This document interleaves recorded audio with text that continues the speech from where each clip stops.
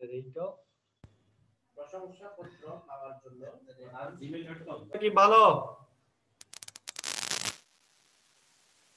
ইমন?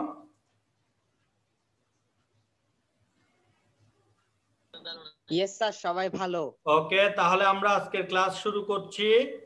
আমরা এর আগে পড়েছিলাম সপ্তম অধ্যায় শেয়ার বন্ড ডিবেঞ্চার চ্যাপ্টারটা আমরা পড়েছিলাম। আজকে তারই ধারাবাহিকতায় আমরা পরবর্তী অংশটা নিয়ে আলোচনা করব বা পরবর্তী অংশটা একটু পড়তে চেষ্টা করব।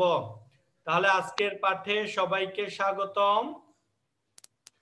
আজকে আমাদের আলোচনার বিষয় হচ্ছে দশম শ্রেণীর ফিন্যান্স ও ব্যাংকিং সপ্তম অধ্যায় শেয়ার বন্ড ডিবেঞ্চার।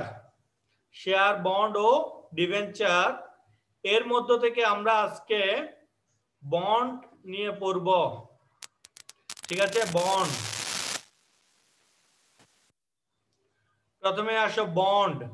যে দলিল বা চুক্তিপত্রের মাধ্যমে কোম্পানি বিনিয়োগকারীদের থেকে ঋণ মূলধন সংস্থান করে সেটিকে বন্ড বলা হয়।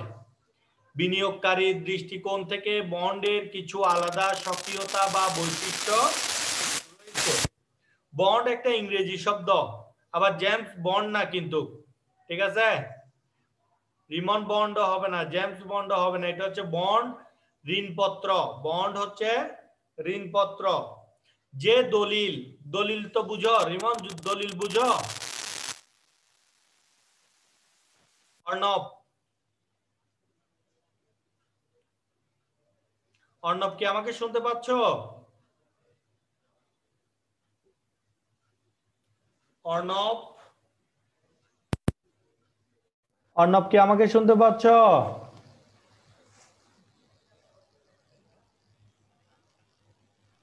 অর্ণব আমার কথা শুনতে পাচ্ছ নাকি?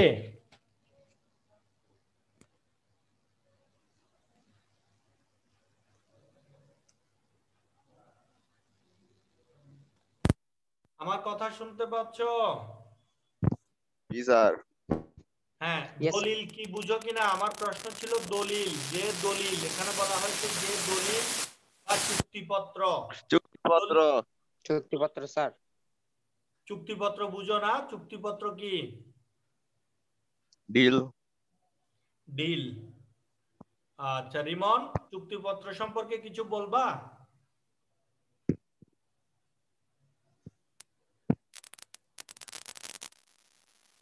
চুক্তিপত্র হচ্ছে দুইটা পক্ষ যখন কোনো বিষয়ে একমত হয়, হ্যাঁ, সেটা যখন লিখিত আকারে প্রকাশ করে তখন সেটাকে চুক্তিপত্র বলা হয়।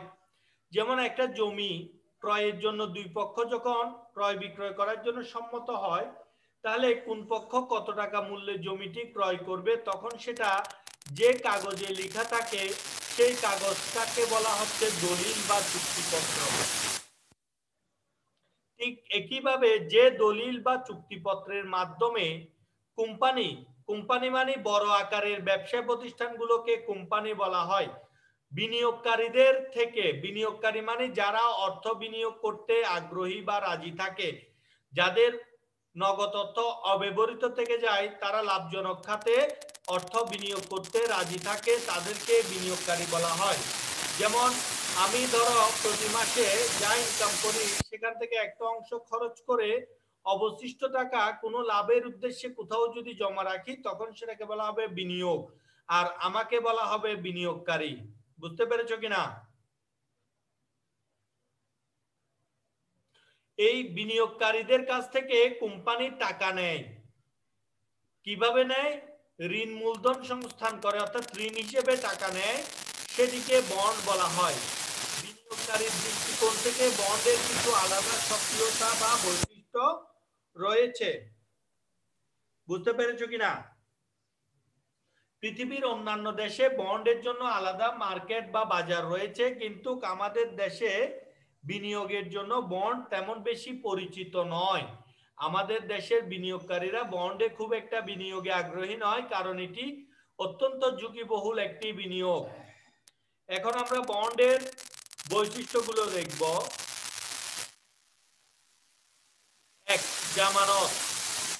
বন্ড বন্ডের অন্যতম একটি বৈশিষ্ট্য হচ্ছে বন্ডের বিপরীতে কোম্পানি সাধারণত স্থায়ী সম্পত্তি বা দলিলপত্রাদি জামানত রাখে, অর্থাৎ যে বিনিয়োগকারী কোম্পানিকে ঋণ হিসেবে টাকা দিবে বিনিময়ে কোম্পানির গুরুত্বপূর্ণ দলিল ঋণদানকারী বা বিনিয়োগকারীর নিকট জমা থাকবে, এটিকে বলা হয় জামানত।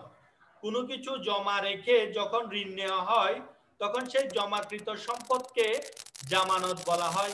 বন্ডের ক্ষেত্রে জামানত বাধ্যতামূলক, অর্থাৎ যখন কোনো কোম্পানি বন্ড ক্রয় করে বা বিক্রয় করে সেক্ষেত্রে কোম্পানি তার মূল দলিল বা মূল ব্যবসায়িক দলিলগুলো ওই বিনিয়োগকারীর নিকট জামানত হিসেবে রাখে।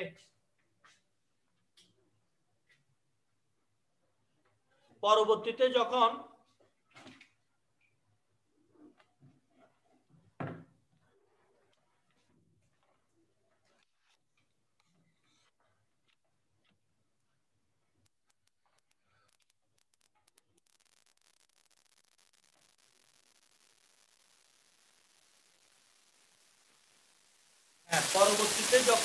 কোম্পানি তার ঋণ পরিশোধ করে দেয় তখন ঋণদাতা বা বিনিয়োগকারী সেই জামানতকৃত সম্পদের দলিল কোম্পানিকে কি করে ফেরত দিয়ে দেয়। জামানতটা বুঝতে পেরেছো কিনা? এরপর হচ্ছে পরিপক্কতার তারিখ। বন্ডের আরেকটি বৈশিষ্ট্য হচ্ছে বন্ড পরিপক্কতার তারিখ, অর্থাৎ কোম্পানি যখন বন্ডে বিনিয়োগ করে বা বন্ড বিক্রয় করে তখন সেই বন্ডের মূল্য পরিশোধের অর্থাৎ ঋণটা পরিশোধ করে দেওয়ার একটি সময় দেয়া হয়। যেমন ধরো 5 বছর মেয়াদী বন্ড, সেক্ষেত্রে 2021 সালে যদি বন্ড ইস্যু করা হয় তাহলে বন্ডের মেয়াদ পূর্তি হবে 2026 সালে, অর্থাৎ বিনিয়োগকারী 26 সালে তার বন্ডের টাকা ফেরত পাবে, অর্থাৎ তার ঋণ প্রদানকৃত ঋণের অর্থ ফেরত পাবে। বুঝতে পেরেছো কিনা?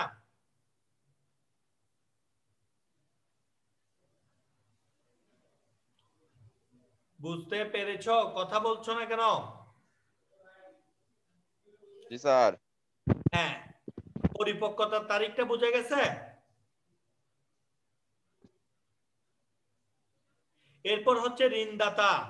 বন্ড মালিকরা কোম্পানির জন্য ঋণদাতা হয়, অর্থাৎ যখন কোনো কোম্পানি কোনো বিনিয়োগকারীর নিকট থেকে ঋণ নেয় স্বাভাবিকভাবে কোম্পানির জন্য যে ব্যক্তি ঋণ দিয়েছে তিনি কি ঋণদাতা হিসেবে পরিচিত হয়, ঠিক কিনা? তোমাকে কেউ যদি ঋণ অর্থ প্রদান করে তখন সেই অর্থদাতা হচ্ছে তোমার জন্য ঋণদাতা। বুঝতে পেরেছো?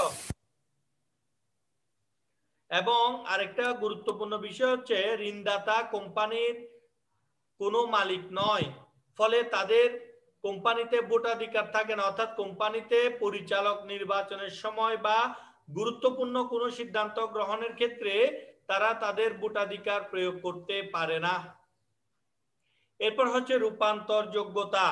কোম্পানি অনেক সময় বিনিয়োগকারীদেরকে বা ঋণদাতাদেরকে তাদের ঋণকৃত অর্থ শেয়ার মূলধনে রূপান্তর করে কোম্পানির মালিক হওয়ার সুযোগ প্রদান করে। অনেক সময় কোম্পানি ঘোষণা করে যে যারা ঋণদাতা রয়েছে তারা যদি চায় তাদের অর্থ ফেরত না নিয়ে তারা সেগুলোর পরিবর্তে তাদের অর্থকে শেয়ারে রূপান্তর করে ঋণদাতা থেকে শেয়ার মালিক হিসেবে নিজেদেরকে রূপান্তরিত করতে পারে, ফলে তাদের ভোটাধিকারের সৃষ্টি হয়, তারা পরবর্তীতে কোম্পানি পরিচালনায় অংশগ্রহণ করতে পারে। অর্থাৎ এই বন্ডের রূপান্তর যোগ্যতা রয়েছে। ঠিক আছে?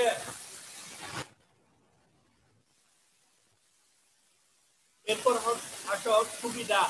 বন্ডের সুবিধাগুলো কি কি? যখন কোনো ব্যক্তি আসসালামু আলাইকুম স্যার। ওয়ালাইকুম আসসালাম। ফয়সাল, কি অবস্থা? এতক্ষণে ঘুম থেকে উঠলে হবে? আলোচনা চলে যাই। আমরা সপ্তম অধ্যায় শেয়ার মূলধন। আমাদের ভারপ্রাপ্ত প্রধান শিক্ষক আসছে, আমরা একটু ওনাকে সম্মান জানাবো। সবাই একটু সাথে সালাম দাও।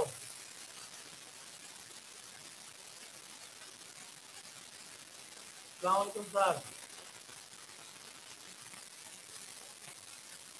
ঠিক আছে, ওকে, তাহলে আমরা পরবর্তী আলোচনায় চলে যাচ্ছি। আমরা বন্ডের সুবিধা অসুবিধাগুলো দেখতেছিলাম। তাহলে বন্ডের সুবিধার মধ্যে আসো, প্রথমে দেখতে পাচ্ছি আমরা সুদের হার। বন্ডে একটা নির্দিষ্ট সুদের হার থাকে, অর্থাৎ একটা নির্দিষ্ট হার, তুমি কত হারে সুদ পাবে, তুমি যে টাকা দিবে সেটার উপর একটা নির্দিষ্ট হারে তুমি লভ্যাংশ বা সুদ পাবে। এটা সবসময় অপরিবর্তনীয় থাকে, অর্থাৎ কোম্পানির লাভ হোক বা ক্ষতি হোক, হ্যাঁ, তোমার তোমার নির্দিষ্ট হারে তুমি সুদ পেয়ে যাবে। ঠিক আছে, এটা একটা সুবিধা। যারা বন্ডে বিনিয়োগ করে তাদের আয় নিয়ে কোনো টেনশন করতে হয় না। ধরো তুমি 10 লক্ষ টাকার বন্ড ক্রয় করেছো কোনো একটা কোম্পানির, তাহলে 10 লক্ষ টাকার উপর যদি তারা 10% সুদ দেয়, তাহলে 1 লক্ষ টাকা তোমার আয় হবে নিশ্চিত, এটা প্রতি বছর। ঠিক আছে, তুমি নিশ্চিতভাবে আয় করতে পারবে। তাহলে এটা একটা সুবিধা বন্ডে বিনিয়োগ করার, যে নির্দিষ্ট হারে কি পাওয়া যায়, আয় পাওয়া যায়। এরপর 2 নম্বর হচ্ছে ঝুঁকি কম। বন্ডে যারা বিনিয়োগ করে তাদের ঝুঁকি অপেক্ষাকৃত সাধারণ শেয়ার মালিকদের নিকট থেকে কম, কেননা তারা তাদের বিনিয়োগকৃত অর্থের উপর নির্দিষ্ট হারে সুদ পেয়ে যায়। সেক্ষেত্রে কোম্পানির লাভ হোক আর ক্ষতি হোক, এক্ষেত্রে কখনো সেটা কি বিনিয়োগকারীর দেখার বিষয় না। কোম্পানি যদি কখনো লাভ কমও হয়, তাহলেও কিন্তু তোমাকে তোমার বিনিয়োগকৃত অর্থের উপর নির্দিষ্ট হারে সুদ প্রদান করবে। ধরো তুমি 10 লক্ষ টাকা বিনিয়োগ করেছো, তাহলে সে অনুসারে তোমার সুদ হওয়ার কথা 1 লক্ষ, তাহলে তোমাকে কোম্পানি কি করবে, 1 লক্ষ টাকা সুদ প্রদান করবে। সেক্ষেত্রে তাদের আয় কম হোক আর বেশি হোক, এটা তারা দেখবে না বা তুমি দেখবে না, এটা ওরা কি করবে, তোমাকে নির্দিষ্ট হারে তোমার আয়টা প্রদান করবে। সেক্ষেত্রে তোমার ঝুঁকি কম, অর্থাৎ তুমি তোমার বিনিয়োগের উপর নির্দিষ্ট হারে আয় পাবে। এরপর হচ্ছে মুনাফা এবং সম্পদের উপর অধিকার। যখনই বছর শেষে কোম্পানির লাভ নির্ধারিত হবে, লাভ নির্ধারণের সাথে সাথেই প্রথমেই বন্ডে বিনিয়োগকারীদের অর্থের সুদ প্রদান করা হয়, তারপরে গিয়ে সাধারণ শেয়ার, অগ্রাধিকার শেয়ার ইত্যাদি শেয়ার হোল্ডারদের লভ্যাংশ প্রদান করা হয়। ঠিক আছে, তাইলে সেক্ষেত্রে কোম্পানি মুনাফা এবং সম্পদ বন্টনের ক্ষেত্রে বন্ডে যারা বিনিয়োগকারী রয়েছে তাদেরকে অগ্রাধিকার দেওয়া হয়, অর্থাৎ তুমি তোমার বিনিয়োগকৃত অর্থ আগে পাবে, এটা একটা নিশ্চয়তা পাওয়া যায়। এরপর আমরা যাচ্ছি অসুবিধার দিকে। প্রথম অসুবিধা হচ্ছে কম আয় হার। সাধারণত বন্ডের আয় হার নির্দিষ্ট থাকে। অনেক সময় কোম্পানির লাভ বেশি হলেও বন্ডের মালিকদের কোনো লাভ হয় না, কারণ হচ্ছে তাদের আয়টা নির্দিষ্ট, তারা নির্দিষ্ট হারে সুদ পেয়ে থাকে। সেক্ষেত্রে তাদের অতিরিক্ত আয় ভোগ করার কোনো সুযোগ থাকে না, তারা ওই নির্দিষ্ট হারেই কোম্পানি থেকে সুদ পেয়ে থাকে। এরপর হচ্ছে নিয়ন্ত্রণ। যেহেতু বন্ডে বিনিয়োগকারীদের ভোটাধিকার থাকে না, ফলে তারা কোম্পানি পরিচালনায় অংশগ্রহণ করতে পারে না এবং নিজেদের ভোটাধিকার প্রয়োগ করতে পারে না। ফলে কোম্পানির নিয়ন্ত্রণের উপর তাদের কোনো অধিকার থাকে না, তারা কোম্পানির নিয়ন্ত্রণে অংশগ্রহণ করতে পারে না, এটা একটা অসুবিধা। শ্রেণীর কাজ। যে দলিল বা চুক্তিপত্রের মাধ্যমে কোম্পানি বিনিয়োগকারীদের নিকট থেকে ঋণ মূলধন সংস্থান করে তাকে কি বলে? দেশের অধিকাংশ কোম্পানির মূলধনের সংস্থান করে কোথা থেকে? বন্ডের পরিপক্কতার তারিখ বলতে কি বোঝায়? বন্ডের বিনিয়োগকারীদের ঝুঁকি ডিবেঞ্চার বিনিয়োগকারীদের তুলনায় কম থাকে কেন? যে দলিল বা চুক্তিপত্রের মাধ্যমে কোম্পানি বিনিয়োগকারীদের নিকট থেকে ঋণ মূলধন সংস্থান করে তাকে বলা হয় বন্ড। অর্থাৎ বন্ডের মাধ্যমে কি কোম্পানি বিনিয়োগকারীদের থেকে ঋণ মূলধন সংস্থান করে। দেশের অধিকাংশ কোম্পানি মূলধনের সংস্থান করে বন্ড বা ব্যাংক থেকে, অর্থাৎ বিভিন্ন ধরনের ব্যাংক থেকে ঋণ করে বিভিন্ন কোম্পানিগুলো তাদের মূলধনের সংস্থান করে থাকে। বন্ডের পরিপক্কতার তারিখ। যে তারিখে বন্ড উল্লেখিত লিখিত মূল্য ফেরত পায়, অর্থাৎ ধরো 5 বছর মেয়াদী বন্ড, 5 বছর শেষে যে তারিখে সে এই তার বন্ডের লিখিত মূল্যটি ফেরত পাবে, সেই তারিখটাকে বলা হচ্ছে বন্ডের পরিপক্কতার তারিখ। বন্ডে বিনিয়োগকারীদের ঝুঁকি ডিবেঞ্চারে বিনিয়োগকারীদের তুলনায় কম থাকে কেন? বন্ডে বিনিয়োগকারীদের ঝুঁকি ডিবেঞ্চারে বিনিয়োগকারীদের তুলনায় কম থাকে, কারণ জামানত থাকার ফলে। যারা বন্ডে বিনিয়োগ করে তারা কোম্পানির বিভিন্ন গুরুত্বপূর্ণ দলিল জামানত হিসেবে রেখে তারপরে তাদের কি ঋণ মূলধন সরবরাহ করে থাকে। ফলে বন্ডে বিনিয়োগকারীদের ঝুঁকি ডিবেঞ্চারে বিনিয়োগকারীদের ঝুঁকির তুলনায় কম। অর্থাৎ যদি কোম্পানি কোনো কারণে বন্ধ হয়ে যায় বা ক্ষতির সম্মুখীন হয়, তখন তার সম্পদ বিক্রি করে সেই জামানতকৃত সম্পদ বাজেয়াপ্ত বা বিক্রয় করে কি করতে পারে, তাদের কাঙ্ক্ষিত পরিমাণ ঋণকৃত অর্থ ফেরত পেতে পারে। আশা করি বুঝতে পেরেছ।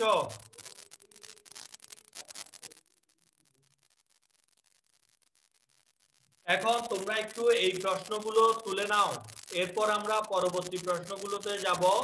10 মিনিট সময়, এই 10 মিনিটের মধ্যে প্রশ্নগুলো তুলে নাও। ওকে, আশা করি সবাই তুলে নিয়েছ। এবার আমরা চলে যাচ্ছি আমাদের পরবর্তী পেজে। বন্ডে বিনিয়োগকারীদের আয় নির্দিষ্ট থাকে কেন? বন্ড মালিকরা ক্রয়কৃত বন্ডকে কোন শেয়ারে রূপান্তর করতে পারে? কোম্পানি কর্তৃক অর্জিত আয় থেকে সর্বপ্রথম বন্ড মালিককে কি দেওয়া হয়? কোম্পানির বিলুপ্তির পর সর্বপ্রথম কাদের পাওনা পরিশোধ করা হয়? নিয়ন্ত্রণকে বন্ডের কি হিসেবে আখ্যায়িত করা হয়? প্রথমটা, বন্ডে বিনিয়োগকারীদের আয় নির্দিষ্ট থাকে কেন? সুদের হার নির্দিষ্ট হয় বলে। অর্থাৎ যখন কোনো বিনিয়োগকারী কোনো কোম্পানির বন্ডে বিনিয়োগ করে, তখন সেই বিনিয়োগকৃত অর্থের উপর নির্দিষ্ট হারে সুদ প্রদানের শর্ত বন্ডের পেপারে বা বন্ডের চুক্তিপত্রে লিখিত থাকে। ফলে বছর শেষে বিনিয়োগকারী নির্দিষ্ট হারে সুদ পেয়ে থাকে। তাই বন্ডে বিনিয়োগকারীদের আয় নির্দিষ্ট থাকে। বন্ড মালিকরা ক্রয়কৃত বন্ডকে কোন শেয়ারে রূপান্তর করতে পারে? বন্ড মালিকরা ক্রয়কৃত বন্ডকে তাদের সাধারণ শেয়ারে রূপান্তর করতে পারে। অনেক সময় কোম্পানি বন্ড মালিকদেরকে একটি অফার দিয়ে থাকে যে আপনাদের বন্ডগুলোকে আপনারা চাইলে সাধারণ শেয়ারে রূপান্তর করে কোম্পানির শেয়ার হোল্ডার হিসেবে নিজেকে প্রতিষ্ঠিত করতে পারেন। সেক্ষেত্রে যদি বন্ডে বিনিয়োগকারীরা রাজি থাকে, তবে তারা তাদের বিনিয়োগকে কি সাধারণ শেয়ারে রূপান্তর করার মাধ্যমে কোম্পানির শেয়ার হোল্ডার হিসেবে প্রতিষ্ঠিত হতে পারে এবং কোম্পানির ভোটাধিকার অর্জন করে কোম্পানির নিয়ন্ত্রণে অংশগ্রহণ করতে পারে। অর্থাৎ অনেক সময় কোম্পানিগুলো বন্ড হোল্ডারদেরকে তাদের বন্ডের মূল্য পরিশোধ না করে সেই মূল্যকে শেয়ারে রূপান্তর করে তারা কি শেয়ার মালিক হিসেবে গঠন করে নেয়। কোম্পানি কর্তৃক অর্জিত আয় থেকে সর্বপ্রথম বন্ড মালিককে কি দেওয়া হয়? কোম্পানি কর্তৃক অর্জিত আয় থেকে সর্বপ্রথম বন্ড মালিককে সুদ দেওয়া হয়। অর্থাৎ কোম্পানির যে আয় অর্জিত হয় বা লাভ নির্ধারিত হয়, সেই লাভের অংশ থেকে সবার প্রথমে বন্ড মালিকের সুদ পরিশোধ করা হয়। এরপরে অগ্রাধিকার শেয়ার মালিকদেরকে লভ্যাংশ দেওয়া হয়। তারপরে গিয়ে যা অবশিষ্ট থাকবে সেটি সাধারণ শেয়ার মালিক তথা কোম্পানির প্রকৃত মালিকরা নিজেদের মধ্যে ভাগ করে নিবে। তাই বলা হয় কোম্পানি কর্তৃক অর্জিত আয় থেকে সর্বপ্রথম বন্ড মালিকদেরকে তাদের প্রাপ্য সুদ পরিশোধ করা হয়। কোম্পানির বিলুপ্তির পর সর্বপ্রথম কাদের পাওনা পরিশোধ করা হয়? যদি কখনো কোনো কোম্পানি বিলুপ্তি হয়, অর্থাৎ ব্যবসা বন্ধ করে দিয়ে তাদের সকল সম্পত্তি বিক্রয় করে বা ব্যবসার পরিসমাপ্তি ঘটায়, তাহলে সর্বপ্রথম বন্ড মালিকদের পাওনা পরিশোধ করা হয়।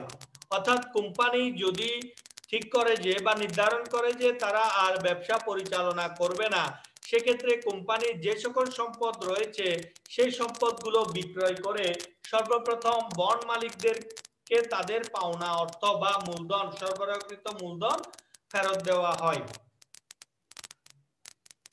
নিয়ন্ত্রণকে বন্ডের কি হিসেবে আখ্যায়িত করা হয়?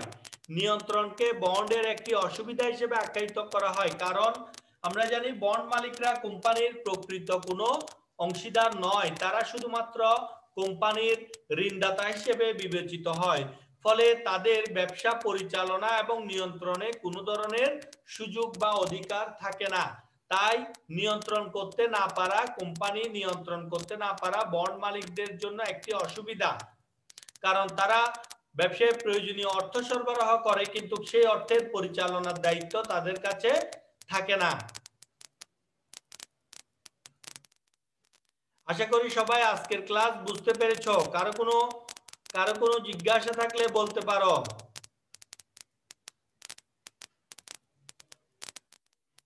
মাহবুব রহমান আদনান, আজকে কি পড়ালাম বুঝতে পেরেছো কিনা? হ্যাঁ স্যার। আজকেরটা যদি বুঝতে হয় তোমাকে পূর্ববর্তী ক্লাসগুলো সম্পর্কে একটু ধারণা অর্জন করতে হবে। আমরা পূর্ববর্তী ক্লাসগুলোতে সাধারণ শেয়ার, অগ্রাধিকার শেয়ার সম্পর্কে পড়েছিলাম। সাধারণ একটি কোম্পানি তার ব্যবসা পরিচালনার জন্য যে অর্থের প্রয়োজন হয় সেটাকে কোম্পানির মূলধন বলে। কি? একটি কোম্পানি তার ব্যবসা পরিচালনার জন্য যে পরিমাণ অর্থের প্রয়োজন হয় তাকে কোম্পানির কি বলা হয়? মাহবুব রহমান আদনান, তুমি কি উত্তর দিবে আমাকে একটু? জি স্যার। মূলধন কাকে বলে? কোম্পানির মূলধন কাকে বলে? কোম্পানির ব্যবসা কার্য পরিচালনার জন্য যে অর্থের প্রয়োজন হয় তাকেই ব্যবসায়ের বা কোম্পানির মূলধন বলা হয়। ঠিক কিনা? এটা একমত তুমি আমার সাথে?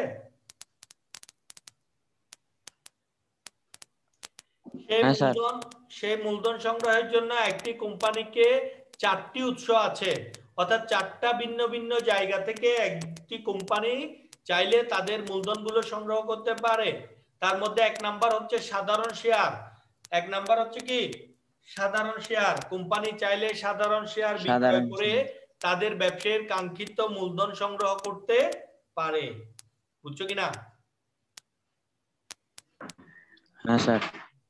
সাধারণ শেয়ার মানে হচ্ছে যে কোম্পানির মূলধনকে ক্ষুদ্র ক্ষুদ্র অংশে ভাগ করা হয়, কারণ কোম্পানি আমরা জানি একটি বড় প্রতিষ্ঠান, সারা দেশব্যাপী এমনকি বিশ্বব্যাপীও ব্যবসা পরিচালনা করে। যেমন মাইক্রোসফট কোম্পানি, এটা পুরো বিশ্বে রয়েছে না? হ্যাঁ স্যার। এদের কর্মকাণ্ড পুরো বিশ্বব্যাপী পরিচালিত হয় না? হ্যাঁ স্যার। যেমন গুগল, মাইক্রোসফট, ইয়াহু এগুলো বড় বড় কোম্পানি না? পাঠাও, উবার এগুলো বড় বড় কোম্পানি না? এগুলোর ব্যবসা কি সারা দেশব্যাপী এমনকি বিশ্বব্যাপী পরিচালিত হয়, ফলে তাদের ব্যাপক আকারে মূলধন প্রয়োজন হয় না? হ্যাঁ স্যার। এত বড় মূলধন 2-1 জনের পক্ষে সংগ্রহ করা কি সম্ভব? 2-3 জন ব্যবসায়ীর পক্ষে এত বড় মূলধন যোগান দেওয়া কি সম্ভব? না। এই বিশাল পরিমাণ মূলধন সংগ্রহের জন্য কোম্পানিকে কি করতে হয়? তাদের মোট মূলধনকে ছোট ছোট অংশে ভাগ করে অনেক লোকের নিকট থেকে টাকা গ্রহণ করতে হয়। এই ছোট ছোট অংশগুলোকে বলা হয় শেয়ার। এরকম শেয়ার হোল্ডাররাই হচ্ছে কোম্পানির প্রকৃত মালিক, যারা কোম্পানির শেয়ার ক্রয় করে। যেমন তুমি যদি এখন একটি মাইক্রোসফট কোম্পানির শেয়ার ক্রয় করো তাহলে তুমিও একজন মালিক হিসেবে বিবেচিত হবে মাইক্রোসফটের। বুঝতে পেরেছো কিনা?